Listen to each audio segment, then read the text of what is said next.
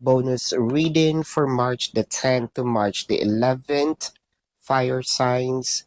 Your cards are the Four of Pentacles, the Crown of Pentacles, and the Nine of Pentacles.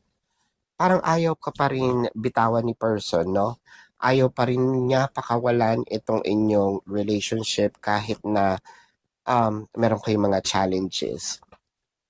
In a way, may pagka-selfish dito dahil parang bakit ko sa ibibigay, no? Lalo na kung merong separation na um, whether this is annulment or divorce, no? Parang sinasabi, ba't ko sa ibibigay ang kasiyahan mo kung ako malungkot pa? Pero kasi para sa kanya, hindi pa ito tapos. May mga gusto pa siyang gawin dito sa relationship ninyo.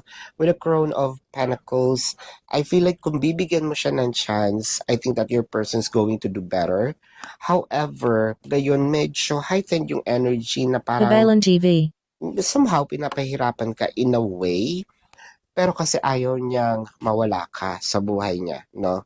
Kahit meron na kayong separations. So yeah, this is your bonus reading fire signs for March the 10th to March the 11th.